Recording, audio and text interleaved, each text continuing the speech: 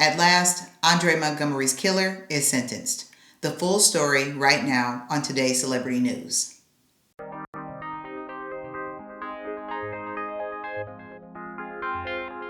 Welcome back to today's Celebrity News. I'm your host, Jay So Extra. Go ahead and like this video and subscribe to this channel. There's a lot to talk about, so let's get started. Thursday, October 20th, 2022 was D-Day for Travell Anthony Hill.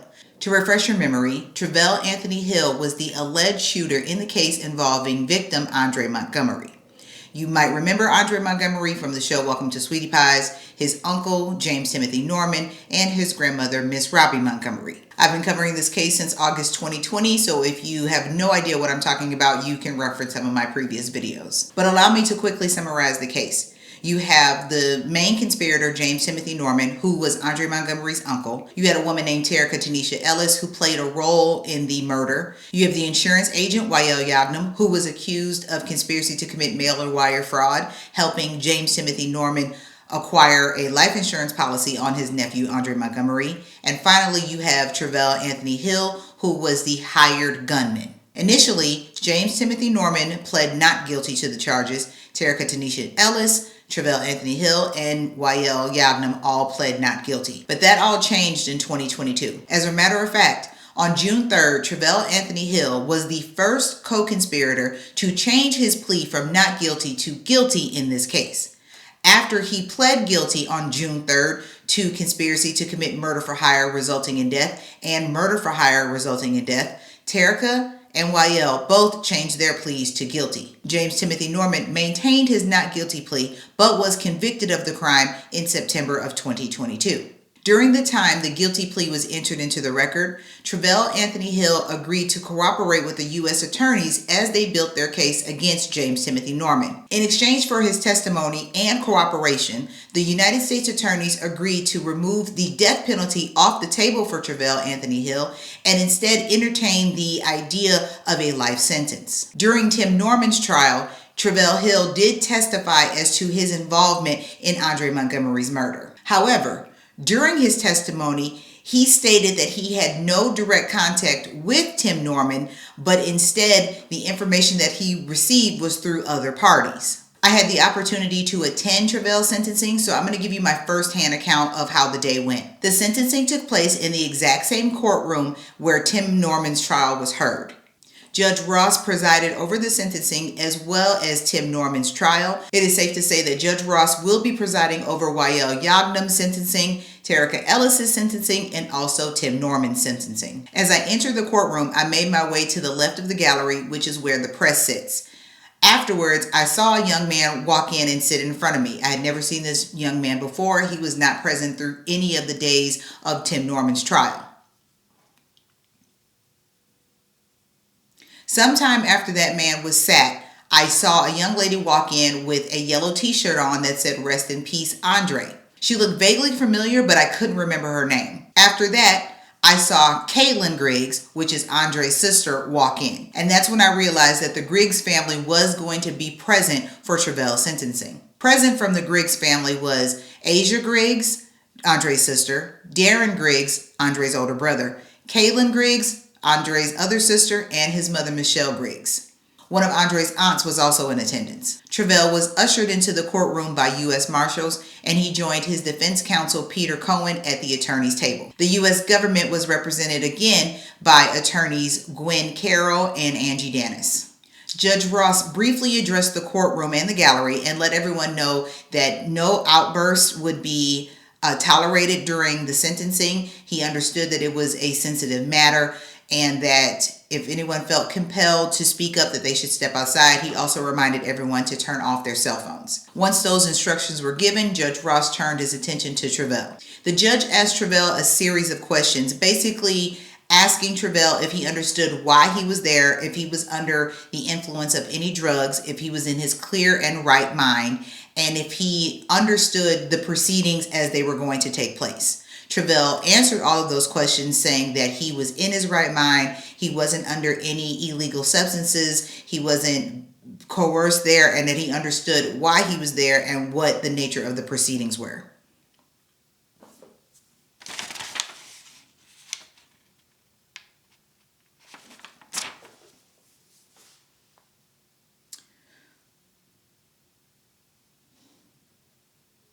Judge Ross then went on to reiterate what charges Travell was facing. So as the shooter, Travell was facing 1 count of conspiracy to commit murder for hire resulting in death, and the second count being murder for hire resulting in death. Travell said that he understood the charges, and the judge continued. Judge Ross then got into the more specific details of the case and what crime Travell actually committed. So Judge Ross started to ask questions about if Travell knew Tim Norman, what was the nature of their relationship. Did Tim Norman ask Travell to kill Andre Montgomery? Did Travell kill Andre Montgomery? Did he buy a gun with the sole purpose of killing Andre Montgomery? So on and so forth. Most of Travell's answers to Judge Ross's questions were yes, except for one. Judge Ross specifically asked Travell, were you given $5,000 with the intention, for the purpose or for the payment of killing Andre Montgomery? To which Travell replied no. The judge asked again, well, in a previous statement, when you first entered your guilty plea, you stated that you were hired to kill Andre Montgomery and that your payment was $5,000. Travell responded to the judge and letting him know that the money that he received was never for payment for killing Andre Montgomery. The judge asked Travell, so what did you think Tim organized getting you that money? So if you can remember in my previous videos, the testimony that was given during Tim's trial stated that Tim gave another party named DJ $5,000. DJ organized a time to meet Travell to give him that $5,000. And that's when Travell's girlfriend took a picture of the money, sent it back to DJ just to confirm that the money had been received. So Travell did not acknowledge that the money that he received was a payment for the murder of Andre. He acknowledged that he received money from DJ. He acknowledged that as far as he knew, that money that DJ had came from Tim. He acknowledged that Tim and Travell had a discussion of Andre being gone and that Travell was the one who needed to handle it or take care of the situation. But after all of that, Travell insisted that the money he received was not a payment for the murder. The judge took a pause and made a note and continued with the line of questioning.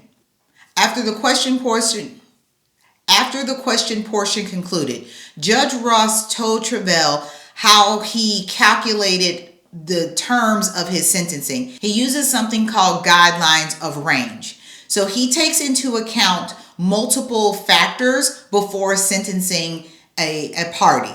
For instance, he mentioned that he was going to take into consideration Travell's prior and previous arrest records or criminal history. He was going to take into consideration the nature of the crime and also the impact it had on the victims' families. I just want to take a minute to reiterate that at one time, Travell Anthony Hill was facing the death penalty. The prosecution did argue that in federal courts and at the Supreme Court, but it was taken off the table because of his cooperation. And as a matter of fact, the death penalty for Tim and Terica were also taken off the table. Having said that, Travell still faced a life sentence. Now, I spoke to a coordinator from the court and I asked him specifically, what does a life sentence look like in Missouri? The coordinator informed me that when it comes to federal charges being heard in a federal court, life means life until the end of that person's life. That's how long they will be sentenced to jail. So when people say you will die in prison, that is what a life sentence means when it comes to federal courts. However, life in prison in the state of Missouri is 30 years. Now that number changes depending on the state and also depending on the nature of the crime. After all of that was explained, Judge Ross asked the prosecution or the U.S. attorneys if they had anyone who was willing to make a victim impact statement. And at that time, the Griggs family came forward. The impact statements began with Darren Griggs. Again, that's Andre's older brother. And he actually read a statement from Andre's uncle, who couldn't be present during today's sentencing. So he read a letter on his behalf. After reading a letter from his uncle, Darren Griggs read a letter on his own behalf. Afterwards, we heard from Kaylin Griggs, which is one of Andre's sisters. She basically scolded Travell and told him that he was a lame for doing something as devious as murder for clout. She really believed that Travell killed Andre for street cred or to get in good with Tim, and it wasn't necessarily about the money. And she just felt that that was a cowardice act, and she said that in her victim statement. She also stated that she felt that the proper sentencing for Travell was life in prison.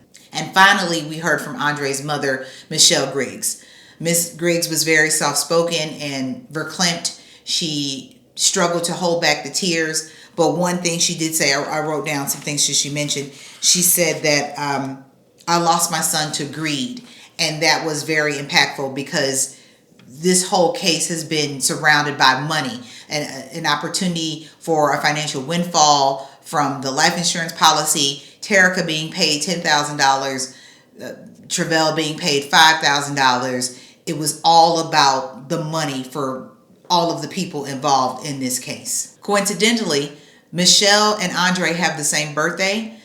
Their birthday is October 14th, so in the past week, they've had to deal with having a birthday celebration for Michelle Griggs, knowing that Andre couldn't be there to celebrate what would have been his 28th birthday, and also know that they had to prepare to fly from Texas to St. Louis for Travell's sentencing. After Michelle Griggs took her seat, that was the end of the impact statements. And in front of me, the young man who had walked in earlier in the courtroom, there were 3 other women sitting with him. They were all crying, and the woman in front of me was shaking her head no. And that was the time I realized that this was Travell Hill's family. After Judge Ross heard the impact statement from the family, Judge Ross gave Travell an opportunity to speak his piece. Travell began his statement by apologizing to the Griggs family, acknowledging that what he did was terrible. He understood what loss they were going through. He commented that he himself had lost 2 brothers to gun violence the very same year that he killed Andre Montgomery. And he said to the family, I know exactly what you're going through, which was difficult for the family to hear. And you could see them visibly, upset by his statement. He reiterated again that it was never about the money for him. And this part was very interesting to me. As he mentioned during Tim's trial and during his response to Judge Ross about the $5,000. During his statement, Travell not only reiterated that there was no discussion of money to kill Andre, he stated that the reason why he did it, the reason why he went through with taking Andre's life is because he believed that the people who were offering him this opportunity to kill Andre were giving him an out. He believed that his life was in danger, and the only way to get out of this situation was to do what they said. These were his words. Do what they said and kill Andre. So he suggested that there was some sort of quid pro quo with the people he was dealing with or was involved with in Andre's murder. He didn't specifically say if it was DJ or if it was Tim, but he said he felt like if he didn't kill Andre, if he was a dead man anyway. He was going to be on the street walking and someone was going to kill him. He also stated that he felt that he's a dead man anyway because he felt that he was going to be hurt, injured, or killed during his sentencing and his time in prison. He talked for about 10 minutes, again apologizing, but definitely reiterating that it was never about the money. He did it to save his own skin, save his own life, and he apologized for the hurt that he caused the family. He apologized to Judge Ross, and he also apologized to the entire courtroom. Travell mentioned that he had 4 minor children. He had a child that was 1 year old that he never met because his woman was pregnant while he was being detained before the trial. So that her entire pregnancy, also the birth of the child, the 1 year birthday of the child, Travell has missed all of that, which he mentioned in his statement. Travell stated that he let down his mom, his children, and his girlfriend. There were multiple times during the statement when Travell really showed regret for what he did. he stated that he's been dead since the day that it happened, meaning since the day of Andre's death, he's been dead inside and a walking zombie, as he stated. So he said it really didn't matter to him what happened. He told the Griggs family, I understand that you guys want me to have a life sentence. He also said to Judge Ross, whatever sentencing you deem appropriate or you think is appropriate, I will take it and I will respect it. After hearing both the Griggs family and Travell, Judge Ross began to explain his decision for the sentencing. He started off by, I wouldn't say lecturing Travell, but he definitely let him know what he thought of him. And I wrote down a few things that Judge Ross said.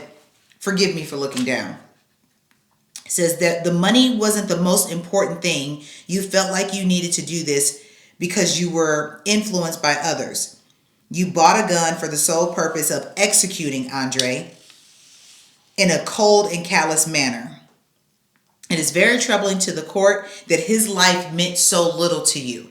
And that was the moment I realized that Judge Ross was seemingly disgusted with the behavior of Travell, that he could be so easily influenced. Someone can suggest to Travell, hey, go kill this guy, and Travell easily obliged. That did not sit well with Judge Ross.